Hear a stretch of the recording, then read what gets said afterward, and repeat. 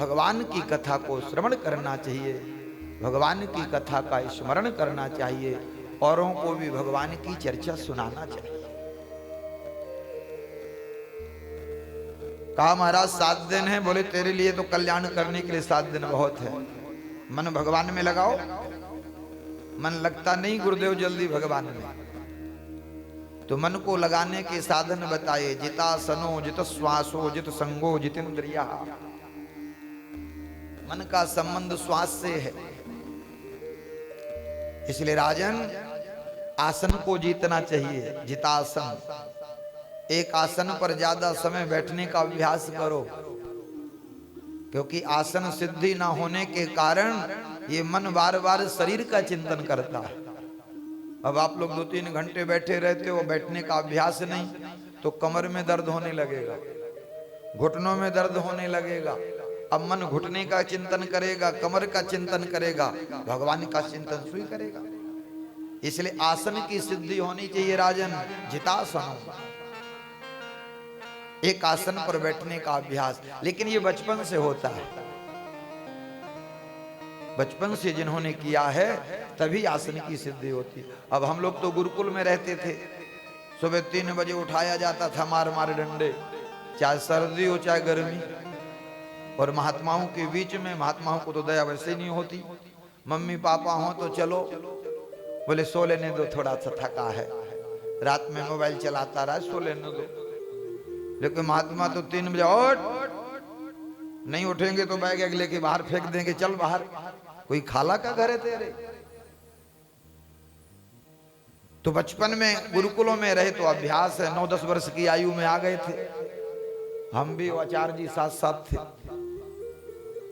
बड़ा ऊधम मचाते थे, बताते हैं। अब वो बाल काल की, तो बचपन से जिन्होंने अभ्यास किया है आसन का, भजन का, स्वाध्याय का, तभी उनका अभ्यास धीरे धीरे सिद्ध होता। तो राजन एक आसन पर बैठने का ज्यादा समय अभ्यास करना चाहिए, आसन इससे सिद्ध हो जाता है। आसन जब सिद्ध हो जाए तो जित श्वासो, श्वास को जीतो प्राणायाम के द्वारा। कई प्रकार के प्राणायाम हैं, लेकिन 3 प्रकार के मुख्य हैं, कुंभक, रेचक, पूरक। शरीर में 72,000 नाड़ियां हैं, गरुड़ पुराण में भगवान उपदेश कर रहे हैं। उन नाड़ियों में 3 नाड़ियां मुख्य हैं, इला, पिंगला और सुषमणा, जिसको सूर्य नाड़ी, चंद्र नाड़ी कहते हैं। इधर की सूर्य नाड़ी, ये चंद्र नाड़ी। सूर्य नाड़ी का संबंध बुद्धि से होता है, चंद्र नाड़ी का संबंध मन से होता है। इसलिए भगवान कहते चंद्रमा मनसो जात चक्षो सूर्यो वजायता, वेद भगवान कह रहे हैं। तो प्राणायाम के द्वारा हमें सूर्य नाड़ी, चंद्र नाड़ी को सक्रिय करना चाहिए, इससे मन स्थिर हो जाता है, बुद्धि स्थिर हो जाती है, वरना ये मन इधर उधर भागता ही रहता है। कई लोग भगवान के भजन में बैठे होते हो, मन उनका बाजार घूम रहा है। इसलिए राजन जितासनो जित श्वासो, श्वास को जीतो। अगर आपकी सूर्य नाड़ी समय से ठीक काम कर रही है, चंद्र नाड़ी समय से ठीक काम कर रही है, तो आप रोगी नहीं होंगे।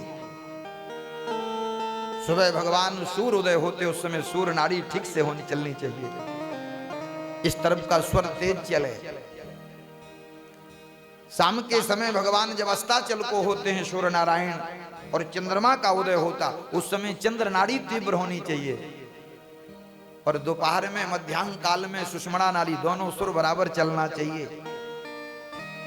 अगर ऐसी क्रिया आपकी है तो आप जल्दी बीमार नहीं पड़ेंगे, रोग नहीं आएंगे।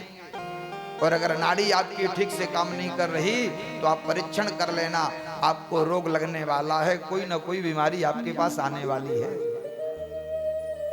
सुबह सूर्य उदय में जब आप उठें तब आप चेक करें आपकी सूर्य नाड़ी चल रही है या चंद्र नाड़ी चल रही है।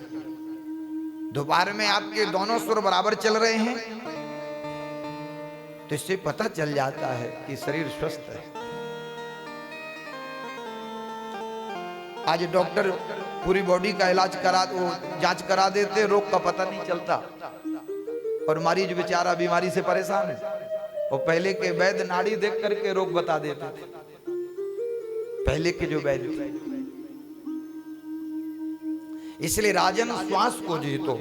श्वास का संबंध मन से है, मन का संबंध बुद्धि से है, बुद्धि का संबंध इंद्रियों से है। और हमने 24 तत्वों का निवेदन किया था। इस बॉडी के अंदर 24 तत्व प्रकृति के विद्यमान हैं। और जब श्वास को जीत लो प्राणायाम के द्वारा, जो जित संगो, फिर राजन संग को जीतो। ऐसे लोगों का संग मत करो जो तुम्हारे मन में विकार पैदा करें, गंदी गंदी बात बताएं। और आज गंदी बात बताने वाले ही लोग कहते हमारे मित्र हैं। वो मित्र है जो तुम्हें गलत रास्ते में लेके जा रहा है। आपकी बुद्धि उस समय कहां चली जाती, आपका विवेक उस समय शून्य कैसे हो जाता। जो आपको गलत रास्ते में लेके जा रहा है, आपको शराब पीना नहीं आता था, उसने शराब पिला दी, वो मित्र है। पिछले जन्म का तुम्हारा शत्रु है, बदला लेने के लिए आया है, वो मित्र नहीं हो सकता। मित्र तो हमेशा सही रास्ते पर लेकर के जाता है। मित्र अगर गलत रास्ते में तो वहां से उसको निकालता है, और जो गलत रास्ते में लेके जाए वो मित्र नहीं हो सकता। वो तो पूर्व काल का कोई दुश्मन है, शत्रु है, बदला नहीं ले पाया तो इस जन्म में बदला लेने के लिए मित्र बनकर के तुम्हारे सामने आया है। और तुलसीदास जी ने तो संकेत कर दिया है कि जाके प्रिय न राम वैदेही, तजिए काहे कोट बैरी सम यद्यप परमो सनेही।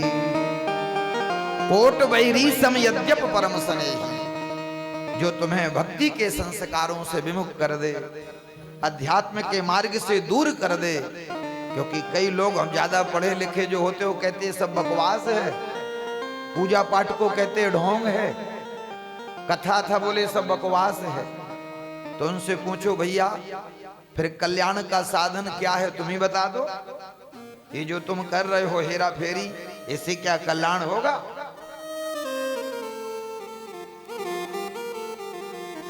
संपूर्ण राम कथा सुना करके काव्यभूषुंड जी गरुड़ जी को उपदेश करते हैं कि बार मथी घृत हो ये सिकता ते बरु तेल, बिन हरि भजन न भवो तर, यही सिद्धांत अपे। हे गरुण जी, बार मथे घृत होए, मान लिया कि बारू के मथने से घी पैदा हो भी जाए, ऐसा हो नहीं सकता। बारी मथे घृत होए, पानी के मथने से घी पैदा हो जाए, ऐसा हो नहीं सकता। मान लो ऐसा हो भी जाए। सिकता ते बर तेल, सिकता बोलते हैं बालू को। पानी के मथने से घी पैदा हो भी जाए मान लो, और बालू के मथने से तेल पैदा हो जाए, ऐसा भी मान लो, असंभव संभव हो भी जाए। लेकिन कोई सोचे कि बिना भगवान के भजन के और बिना भगवान की कथा श्रवण से किए बिना हम इस भव सागर से पार हो जाएं, तो बिन हरि भजन न भव तरै, यही सिद्धांत अपि। बिना भगवान के भजन के उसका कल्याण होने वाला नहीं है, भव सागर से पार होने वाला नहीं है। बोले सुखदेव भगवान की जय हो।